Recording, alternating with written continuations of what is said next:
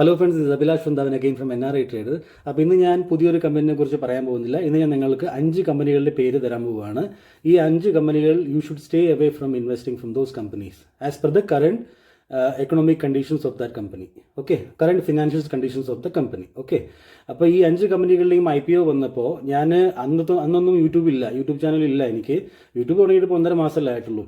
പക്ഷെ അന്ന് എനിക്കറിയാവുന്ന എല്ലാവരോടും എന്നോട് ചോദിച്ച എല്ലാവരോടും ഞാൻ പറഞ്ഞിരുന്നു ഇതിനകത്ത് ഇൻവെസ്റ്റ് ചെയ്യരുതെന്ന്. ഓക്കെ, പക്ഷേ എല്ലാവരും ചെയ്തിട്ടുണ്ട്. നമ്മൾ പറയുന്ന ആര് കേൾക്കാനാ? പക്ഷേ ഇന്നത്തെ അതിൻ്റെ അവസ്ഥ എന്ന് പറയുന്നത് അത് തന്നെയാണ്. ഞാൻ പറഞ്ഞ പോലെ തന്നെയാണ് ഇപ്പോഴും അതിൻ്റെ അവസ്ഥയുള്ളത്. ഇപ്പോഴും ഒരു ചേഞ്ചസും ഇല്ല. അപ്പോൾ ഇപ്പോഴും അതിന് ഇൻവെസ്റ്റ് ചെയ്യാൻ നിങ്ങൾക്കൊരു ആരെങ്കിലും നിങ്ങളോട് പറയുന്നുണ്ടെങ്കിൽ please be aware of those companies. Okay, അപ്പോൾ ഇന്ന് നിങ്ങൾക്ക് ആ ലിസ്റ്റ് മൊത്തം കിട്ടും. ഇത് കഴിഞ്ഞിട്ട് ഞാൻ 20 കമ്പനി ലിസ്റ്റും കൂടെ ഞാൻ ഉണ്ടാക്കി വെച്ചിട്ടുണ്ട്. അത് അടുത്ത വീഡിയോയിൽ വരുന്നുണ്ടാവും. ഓക്കെ, അപ്പോൾ എന്താ പറയുക, വീഡിയോ മൊത്തം കാണുക. പഠിക്കണം എന്ന് ആഗ്രഹമുള്ള ആൾക്കാർ വെറുതെ സ്കിപ്പ് ചെയ്ത് കമ്പനിയുടെ പേര് മാത്രം നോക്കിയിട്ട് ഇനിയിപ്പോൾ ഞാൻ പറഞ്ഞുകൊണ്ട് ഇൻവെസ്റ്റ് ചെയ്യണ്ടല്ലോ, അങ്ങനെയല്ല. നിങ്ങൾക്ക് അതിൻ്റെ റീസൺ മനസ്സിലാവണം. അല്ലേ, എന്താണ് റീസൺ, ഞാൻ പറയുന്നതിന് കാരണം എന്താണ്, അത് നിങ്ങൾക്ക് മനസ്സിലാവണം. ഓക്കെ, അത് മനസ്സിലാവണമെങ്കിൽ വീഡിയോ മൊത്തം കാണാം. So with this note let's go to the video. Okay, അപ്പോൾ ഇന്ന് നമ്മൾ നോക്കാൻ പോകുന്നത് 5 കമ്പനികളാണ്. അല്ലേ, 5 കമ്പനികൾ.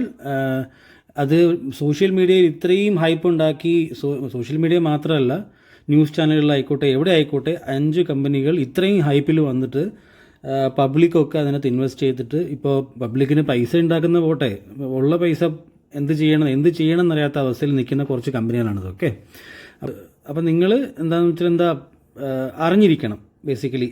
അപ്പോൾ ഞാനിപ്പോൾ പറയാൻ പോകുന്ന കമ്പനികളുടെ പേര് വെറുതെ കേട്ടിട്ട് നിങ്ങളെന്താ കമ്പനിയുടെ പേര് മാത്രം നോക്കി ഇനി ഈ കമ്പനിയിൽ ട്രേഡ് ചെയ്യണ്ടല്ലോ, ഞാൻ പറഞ്ഞുകൊണ്ട് അങ്ങനെയല്ല ഞാൻ ഉദ്ദേശിച്ചത്. എന്താണ് കാരണം, റീസൺ അല്ലേ? അപ്പോൾ നിങ്ങൾക്ക് ഇനിയും പുതിയ കമ്പനികളൊക്കെ വരുമ്പോൾ, ഒരുപാട് ഹൈപ്പിലൊക്കെ വരുമ്പോൾ നിങ്ങൾക്ക് മനസ്സിലാവും റീസൺ എന്താണെന്നല്ലേ. അപ്പോൾ അത് നമുക്ക് നോക്കാം.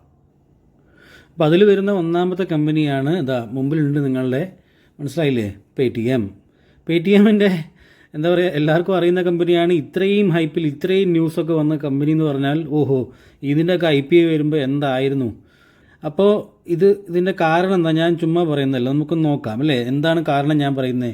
പേടിഎമ്മിൻ്റെ നിങ്ങളൊന്ന് അതിൻ്റെ ഫിനാൻഷ്യൽസിൽ വന്ന് നോക്കുമ്പോൾ നിങ്ങൾക്ക് ഇവിടെ PE റേഷ്യോ കാണാൻ പറ്റുന്നുണ്ടോ? ഇവിടെ കാണാൻ പറ്റുന്നുണ്ടോ എന്തെങ്കിലും? ഒന്നുമില്ല അല്ലേ, 0ആണ്. PE റേഷ്യോ ഇല്ല. PE റേഷ്യോ ഉണ്ടാവണമെങ്കിൽ പ്രോഫിറ്റ് വേണം. ആസ് സിമ്പിൾ ആസ് ദാറ്റ് അല്ലേ.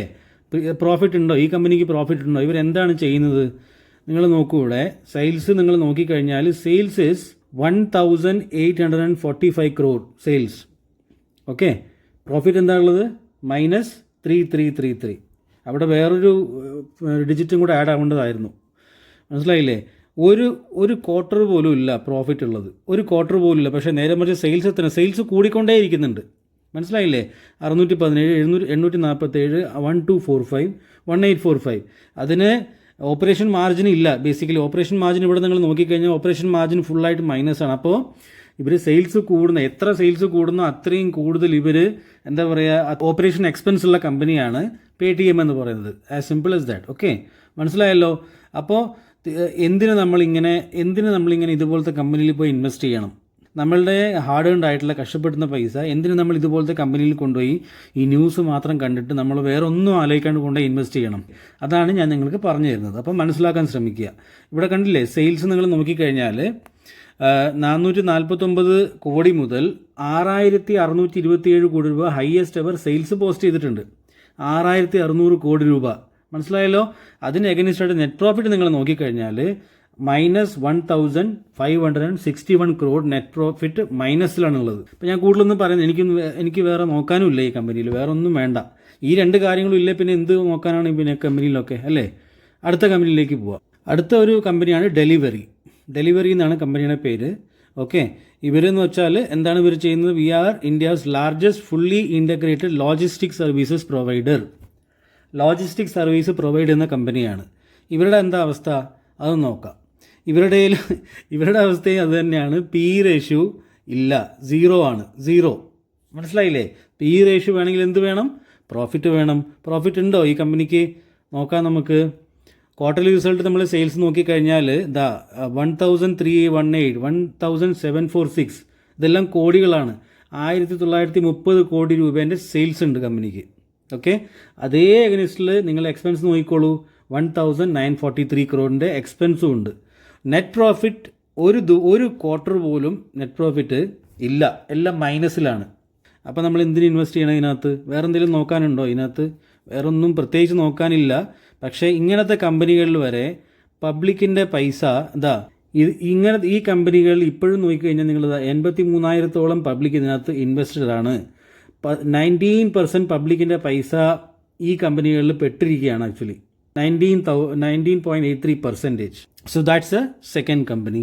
തേർഡ് കമ്പനി ഈസ് അഗെയിൻ വലിയൊരു എന്താ പറയുക ഹൈപ്പിൽ വന്ന IPO ആണ് ഇതിൻ്റെ. നൈക്ക. മനസ്സിലായില്ലേ? നൈക്ക എല്ലാവരും കേട്ടിട്ടുണ്ടാവുമല്ലോ ഈ ബ്രാൻഡിനെ കുറിച്ചിട്ട്. ആരും ഒന്നും പറഞ്ഞു തരണ്ടല്ലോ. അത്യുഗ്രൻ ബ്രാൻഡാണ് നൈക്ക എന്നൊക്കെ പറയുന്നത്. എന്താണ് ഇവർ ചെയ്യുന്നത്? ആക്ച്വലി ഇവരെന്താണ് ചെയ്യുന്നത് അത് നോക്കിയാലോ. ഇവരുടെ പേരാണ് FSN ഇ-കൊമേഴ്സ് വെഞ്ചർ. ഇവരൊരു വെബ്സൈറ്റാണ് പ്രൊവൈഡ് ചെയ്യുന്നത്. Nykaa is the largest speciality beauty and personal care platform in India. മനസ്സിലായില്ലേ? Platform in India. ഇവരുടെ കേസ് എന്താണ്? പി റേഷ്യോ എന്താണ് ഇവിടെ കാണുന്നത്? 2383 പി റേഷ്യോ ആണ് ഇതിനെ കാണുന്നത്. കറണ്ട് പ്രൈസ് എത്രയാണ്? 149. ബുക്ക് വാല്യൂ എത്രയാണ്? ഓൺലി 4.83. 4.83 എന്ന് പറയുന്ന ഈ എന്താ പറയുക ബുക്ക് വാല്യൂ ഉള്ള കമ്പനീനെ 42,577 കോടി രൂപേൻ്റെ മാർക്കറ്റിൽ എന്താ പറയുക കൊണ്ടുവരിക, അതിൻ്റെ IPO റിലീസ് ചെയ്യിക്കുക. സ്റ്റോക്കിൻ്റെ PE 2383, 2383 PE ഉള്ള ഒരു കമ്പനിയാണ് നൈക്ക. ഇത്രയും ഹൈ PEയിലാണ് ഈ കമ്പനി ഇപ്പോൾ ട്രേഡ് ചെയ്യുന്നത്. ഓക്കെ, അതിൻ്റെ തന്നെ നിങ്ങൾ ചാർട്ട് നോക്കിക്കഴിഞ്ഞാൽ ഇവിടെ കണ്ടില്ലേ? ചാർട്ട് കണ്ടു കഴിഞ്ഞാൽ ഏകദേശം 400 പ്രൈസിൽ നിന്ന് ഇപ്പോൾ ട്രേഡ് ചെയ്യുന്നത് ഏകദേശം 150 ആ റേഞ്ചിലാണ് ഇപ്പോൾ ട്രേഡ് ചെയ്യുന്നത്. ഓക്കെ, താഴേക്ക് മാത്രമേ വന്നിട്ടുള്ളൂ, മേലേക്ക് പോയിട്ടേ ഇല്ല. ഇവിടെയൊക്കെ IPO ഇവിടെ ആയിരുന്നു കൊണ്ടുവന്നത്. അത് കഴിഞ്ഞ് അതിനെ ചെറുതായിട്ടൊന്ന് പൊക്കി മേലെ കൊണ്ടുപോയി എല്ലാവർക്കും ഒരു വിശ്വാസമായി ഇനി സാധനം ഇനി മേലേക്കേ പോവുള്ളൂ എന്ന്. എന്നിട്ട് അവിടെ പബ്ലിക്കിൻ്റെ പൈസ അവിടെ കൊണ്ടുവന്ന് എല്ലാവരും കൊണ്ടുവന്ന് ഇൻവെസ്റ്റ് ചെയ്തു. അത്രയ്ക്ക് ന്യൂസ് വന്നിരുന്നു ഇതിൻ്റെയൊക്കെ. ഓക്കെ, ദെൻ അതിൻ്റെ സെയിൽസ് നോക്കിക്കഴിഞ്ഞാൽ നിങ്ങൾ ഒരു രസമുള്ള കാര്യമാണ്. സെയിൽസ് നിങ്ങൾ നോക്കിക്കഴിഞ്ഞാൽ 288.64 crore സെയിൽസിൽ നിന്ന് ക്വാർട്ടർലി 1148 1148 കോടി 1421 കോടി സെയിൽസ് ഉണ്ട്. നെറ്റ് പ്രോഫിറ്റ് എത്രയാണുള്ളത്? നെറ്റ് പ്രോഫിറ്റ് ഫസ്റ്റിലൊക്കെ മൈനസ് ആയിരുന്നു, ഇവിടെ മൈനസ് ആയിരുന്നു. ഇവിടെ 3 കോടി, ഇവിടെ 5 കോടി, ഇവിടെ 5 കോടി. ഓക്കെ, ഇവിടെ 1400 കോടി രൂപ സെയിൽസ് ചെയ്തിട്ട് 5 കോടി രൂപ പ്രോഫിറ്റ് എന്നാണ് പറയുന്നത്. ഇതിനേക്കാളും നല്ലത് എൻ്റെ സ്റ്റോക്ക് മാർക്കറ്റിൻ്റെ പോർട്ട്ഫോളിയോ ആണ്, ഇതിനേക്കാളും വലുതാണ്. ഓക്കെ, അപ്പം പറഞ്ഞു കഴിഞ്ഞാൽ 1400 കോടി രൂപ സെയിൽസ് ചെയ്തിട്ട് 5 കോടിൻ്റെ എന്താ പറയുക നെറ്റ് പ്രോഫിറ്റ് ഉണ്ടാക്കുന്ന ഒരു കമ്പനി എന്ന് പറഞ്ഞാൽ ഏത് ടൈപ്പിലുള്ള ബിസിനസ്സാണത് എനിക്ക് മനസ്സിലാവുന്നില്ല. ഓക്കെ, പക്ഷേ എന്താണ് പ്രശ്നം? ഇവിടെ പബ്ലിക്കിൻ്റെ പൈസ ഇവിടെയും പെട്ടിരിക്കുകയാണ്. മനസ്സിലായില്ലേ? എത്ര പബ്ലിക്കാണ് ഇതിനകത്ത് ഇൻവെസ്റ്റ് ചെയ്തേക്കുന്നത് നിങ്ങൾ നോക്കൂ. 26.10% ആണ് പബ്ലിക്കിൻ്റെ പൈസ ഇതിനകത്തുള്ളത്. എത്ര ഷെയർ ഹോൾഡേഴ്സ് ഉണ്ട്? 5,85,000 ഷെയർ ഹോൾഡേഴ്സ് ഇതിനകത്ത് ഇൻവെസ്റ്റഡ് ആണ്. അതുകൊണ്ട് എന്താ പറയുക, നമ്മൾ വീടിൻ്റെയൊക്കെ വീട്ടിൽ പട്ടിയുണ്ട് സൂക്ഷിക്കണം എന്നൊരു ബോർഡ് വയ്ക്കില്ലേ, ബിവെയർ. ആ ബോർഡാണ് ശരിക്കും പറഞ്ഞാൽ ഈ കമ്പനീൻ്റെയൊക്കെ പേരിൽ ആദ്യം കൊണ്ട് നമ്മൾ വെക്കേണ്ടത്. അതുപോലത്തെ കമ്പനികളാണിത്. ഓക്കെ, നമുക്കിത് മൂന്നാമത്തെ നമ്മൾ പറഞ്ഞു. നാലാമത്തെ കമ്പനി അതാണ് PB ഫിൻടെക് ലിമിറ്റഡ്. എന്താണ് PB ഫിൻടെക് ലിമിറ്റഡ്? കേട്ടിട്ടുണ്ടോ ഇത് നിങ്ങൾ വിചാരിക്കും ഇതൊരു ഭയങ്കര എന്താ പറയുക ഫിനാൻസിങ് ചെയ്യുന്ന കമ്പനിയാണ്. ഒന്നുമല്ല, ഞാൻ കാണിച്ചു തരാം. ഇതാണ് PB ഫിൻടെക്. എന്താണ്? പോളിസി ബസാർ. ഇവരെന്താണ് ബിസിനസ് ചെയ്യുന്നത് നിങ്ങൾക്കറിയാലോ. പോളിസി ബസാർ എല്ലാവരും കേട്ടിട്ടുണ്ടാവും അല്ലേ? പോളിസി ബസാർ എന്നാണ് ഈ കമ്പനിയുടെ പേര്. ഈ കമ്പനിയുടെ കേസിലും എന്താണ് too much hype in the news and YouTube and everywhere. മനസ്സിലായില്ലേ? You name it. നിങ്ങൾ ഏതെങ്കിലും ഒരു ഓൺലൈൻ മീഡിയ എടുത്തോളൂ, എന്ത് വേണമെങ്കിൽ എടുത്തോളൂ. പോളിസി ബസാറിൻ്റെ IPO എന്ന് പറഞ്ഞാൽ ഇറ്റ്സ് നെക്സ്റ്റ് ടു എന്താ പറയുക അതുപോലത്തെ ആയിരുന്നു. ഷാരൂഖ് ഖാൻ്റെ പടം വരുന്ന പോലെ ആയിരുന്നു. Stock PE 0. ബാക്കി താഴെ നിങ്ങൾ നോക്കിക്കഴിഞ്ഞാൽ പബ്ലിക്കിൻ്റെ എന്താ പറയുക അവസ്ഥ നിങ്ങൾ നോക്കണം. ഇവിടെ എന്താ പറയുക സെയിൽസ് നോക്കിക്കഴിഞ്ഞാൽ 238 കോടി, 505 കോടി, 666 കോടി. ഇൻക്രീസിങ് സെയിൽസ് ആണ്. Operation profit minus minus minus, net profit minus minus minus. 666 കോടി രൂപ സെയിൽസ് ചെയ്തിട്ട് -12 കോടി. പിന്നെ എന്തിനാണ് ഇവർ ബിസിനസ് ചെയ്യുന്നത്? ആരെയാണ് ഇവർ പറ്റിക്കുന്നത്? നമ്മളെ പോലത്തെ റീറ്റെയിൽ പബ്ലിക്കിനോ? യെസ്, നമ്മളെ തന്നെയാണ് പറ്റിക്കുന്നത്. ആൻഡ് നമ്മൾ പറ്റിക്കപ്പെടുന്നു. എന്ത് കണ്ടിട്ട്? ന്യൂസ് കണ്ടിട്ട്. അതുകൊണ്ടാണ് ഞാൻ എപ്പോഴും പറയുന്നത്, നിങ്ങൾ ടിപ്പ് വാങ്ങുന്ന പരിപാടി നിർത്തിയിട്ട് സ്വന്തമായിട്ട് പഠിക്കാൻ ശ്രമിക്കുക. അതാണ് ഞാൻ പറയുന്നത്. ഇപ്പോൾ ഇവിടെ നോക്കൂ, നിങ്ങൾ നമ്പർ ഓഫ് ഷെയർ ഹോൾഡേഴ്സ് എത്രയാണ് ഇവിടെ? 1,91,000 ആൾക്കാർ ഇതിനകത്ത് ഇൻവെസ്റ്റഡ് ആണ്. മനസ്സിലായില്ലേ? 34% പബ്ലിക്കിൻ്റെ പൈസ ഇവരുടെ കയ്യിലാണ് ഇപ്പോൾ ഇരിക്കുന്നത്. അവരെന്ത് ചെയ്യണമെന്ന് പബ്ലിക്കിനും അറിയില്ല. കാരണം എന്താ, ഇവിടെ നിങ്ങൾ നോക്കിക്കഴിഞ്ഞാൽ, അതിൻ്റെ ചാർട്ട് നോക്കിക്കഴിഞ്ഞാൽ, ഇവിടെ നമ്മൾ മാക്സിൽ പോയി കണ്ടില്ലേ, ഏകദേശം ഈ പ്രൈസിലാണ് ഇതിനെ ഇവർ IPO കൊണ്ടുവന്നത്. ഏകദേശം 1300 IPOയിൽ കൊണ്ടുവന്നിട്ട് ഇപ്പോൾ അത് ട്രേഡ് ചെയ്യുന്നത് 772 രൂപയിലാണ് ഇപ്പോൾ ട്രേഡ് ചെയ്യുന്നത്. മനസ്സിലാകുന്നുണ്ടല്ലോ? അപ്പോൾ ഈ കമ്പനിയൊക്കെ എന്ന് വെച്ചാൽ ഇപ്പോഴത്തെ ഒരു അവസ്ഥയിൽ ഈ കമ്പനിയൊക്കെ മോശം തന്നെയാണ്. ലീഗൽ സ്കാം എന്ന് തന്നെ ഞാൻ പറയും. ലീഗൽ സ്കാം, വെറും സ്കാമല്ല, ലീഗലി സ്കാമാണ്. കാരണം ഒരു നെറ്റ് പ്രോഫിറ്റ് ഒക്കെ ഉണ്ടാക്കുന്ന ഒരു കമ്പനീനെ വേണ്ടേ നമ്മൾ ഈ ഇന്ത്യൻ ഷെയർ മാർക്കറ്റിൽ നമ്മളൊരു കമ്പനീനെ IPOയിൽ വരുമ്പോൾ ഒരു ചെറുതായിട്ടെങ്കിലും ഇവർ കാര്യങ്ങൾ നോക്കണ്ടേ, അല്ലേ? നെറ്റ് പ്രോഫിറ്റ് അറ്റ്ലീസ്റ്റ് ഒരു ഓപ്പറേഷൻ പ്രോഫിറ്റ് എങ്കിലും ഉള്ളൊരു കമ്പനീനെ കൊണ്ടുവരാൻ നോക്കണ്ടേ? അതുപോലുമില്ല. നെക്സ്റ്റ് കമ്പനി, അടുത്ത കമ്പനിയാണ് കാർട്രേഡ് ടെക്. ഇവരെന്താണ് ചെയ്യുന്നത്? ഇവർ പിന്നെ എന്താ പറയുക, ഒരു പ്ലാറ്റ്ഫോം പ്രൊവൈഡ് ചെയ്യുന്നു, നൈക്കനെ പോലെ തന്നെ യൂസ്ഡ് ആയിട്ടുള്ള വെഹിക്കിൾസിനെ വിൽക്കാനും വാങ്ങാനും ഒക്കെ ഉള്ള. മനസ്സിലായില്ലേ?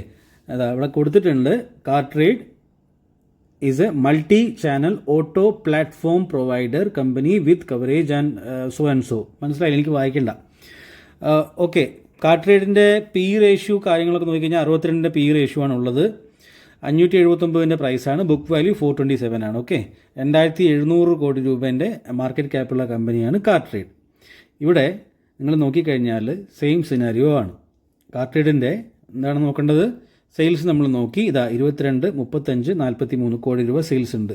നെറ്റ് പ്രോഫിറ്റ് -44, 2 കോടി 12 കോടി. മനസ്സിലായില്ലേ? ഒരു കാര്യം കൂടെ നോക്കാനുള്ളത്, ഓപ്പറേഷൻ പ്രോഫിറ്റ് ഇപ്പോഴും മൈനസിലാണ്. Operation profit minus. പിന്നെ ഈ നെറ്റ് പ്രോഫിറ്റ് ഒക്കെ വന്നിരിക്കുന്ന ഏതെങ്കിലും അതർ ഇൻകമോ ഡിപ്രിസിയേഷൻ എന്തെങ്കിലുമൊക്കെ ഉണ്ടാവും. അതുകൊണ്ട് വന്നതാണ്, അതല്ലാതെ വേറൊന്നുമില്ല. നിങ്ങളുടെ ആക്ച്വൽ ഫിഗർ ഇവിടെ ആനുവൽ റിസൾട്ട് നമ്മൾ പ്രോഫിറ്റ് ആൻഡ് ലോസിൽ നോക്കിക്കഴിഞ്ഞാൽ സെയിൽസ് കണ്ടില്ലേ, 15 കോടിയിൽ നിന്ന് 165 കോടി രൂപ സെയിൽസ് ഉണ്ട്. ഓക്കെ, ഓപ്പറേഷൻ പ്രോഫിറ്റ് എന്താണ്? മൈനസ് എല്ലാം മൈനസാണ്. -0. Net profit -68, -146 crore. മനസ്സിലായില്ലേ? Then 43 crore. അപ്പോൾ ഇത്രയും ബാഡ് ഫിനാൻഷ്യൽസ് ഉള്ളൊരു കമ്പനിയിൽ നമ്മൾ എന്തിന് നമ്മളുടെ പൈസ ഇൻവെസ്റ്റ് ചെയ്യണം? ഓക്കെ, എന്തിന് ഇൻവെസ്റ്റ് ചെയ്യണം? ഇവിടെ നോക്കൂ, പിന്നെ പബ്ലിക്കിൻ്റെ 25% എന്തുകൊണ്ടാണ് ഇത്രയും ഹയർ റേഞ്ചിൽ പബ്ലിക്കിൻ്റെ ബൈയിങ് വരുന്നതിനകത്ത്? Because of the news. കാരണം ഇവരൊന്നും അവരുടെ ബിസിനസ്സിൽ അവർ IPOയിൽ വരുന്നതിന് മുമ്പ് വരെ, അല്ലെങ്കിൽ ഇപ്പോഴും ഫേമസ് ആയിട്ടുള്ള ബിസിനസ്സാണ്, അല്ലേ? Paytm നോക്കിക്കോളൂ. നിങ്ങൾ ഏത് കമ്പനിയാണ് ഇതിനകത്ത് ഞാൻ പറഞ്ഞ ഏത് കമ്പനി വേണമെങ്കിലും നിങ്ങൾ എടുത്തോ, ഇതൊക്കെ ഫേമസ് ആയിട്ടുള്ള ബിസിനസ്സാണ്. പക്ഷേ ഫേമസ് ആയതുകൊണ്ട് മാത്രം നമ്മൾ എന്തിനാണ് സ്റ്റോക്ക് മാർക്കറ്റിലുള്ളത്?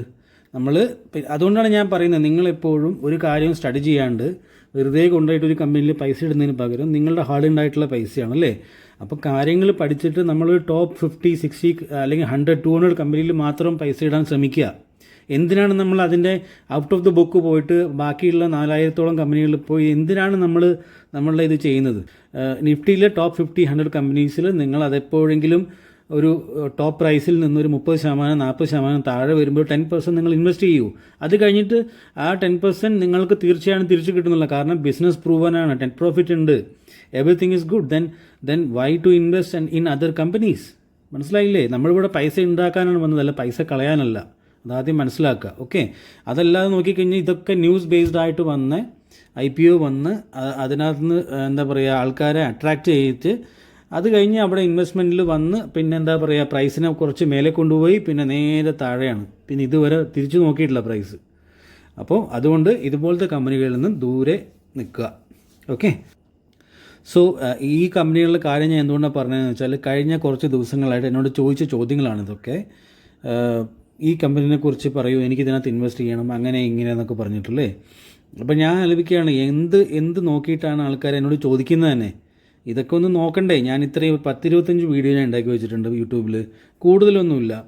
ഓരോ കമ്പനിയെക്കുറിച്ചും സ്റ്റഡി നടത്തിയിട്ടുണ്ട്. പിന്നെ എന്നിട്ട് പോലും എന്താ പറയുക, ഇതേപോലത്തെ കമ്പനികളെക്കുറിച്ച് നിങ്ങൾ ചോദിക്കുക എന്ന് വെച്ചാൽ അതെന്താണ്? പക്ഷേ ഒന്ന് നോക്കണ്ടേ നമ്മൾ കാര്യങ്ങൾ? നമ്മളുടെ പൈസയല്ലേ, വേറെ ആരുതും അല്ലല്ലോ. So be safe with your money. Okay, നല്ല കമ്പനികളിൽ മാത്രം ഇൻവെസ്റ്റ് ചെയ്യുക, ബാക്കിയുള്ള കമ്പനികളൊക്കെ പോട്ടേന്ന് വെക്കുക. So this is it guys. Okay, എല്ലാവരും എന്താ പറയുക, അവനവൻ്റെ കഷ്ടപ്പെട്ടുണ്ടാക്കുന്ന പൈസ സേഫായിട്ട് നല്ല കമ്പനികളിൽ സ്റ്റഡി ചെയ്ത് ഇടാൻ നോക്കുക. ഒരു 25-30ഓളം വീഡിയോ ഞാൻ തന്നെ എൻ്റെ ചാനലിൽ ചെയ്തു വെച്ചിട്ടുണ്ട്. നിങ്ങൾ ഓരോന്നായിട്ടൊന്ന് കണ്ടു നോക്കൂ, എന്നിട്ട് അനലൈസ് ചെയ്യാൻ സ്വന്തമായിട്ട് പഠിക്കുക. ഓക്കെ, അതാണ് നിങ്ങൾ ചെയ്യേണ്ടത്. എന്നിട്ട് നിങ്ങൾ ഇൻവെസ്റ്റ് ചെയ്യാൻ നോക്കുക. So thank you so much. I will see you with another video soon. By.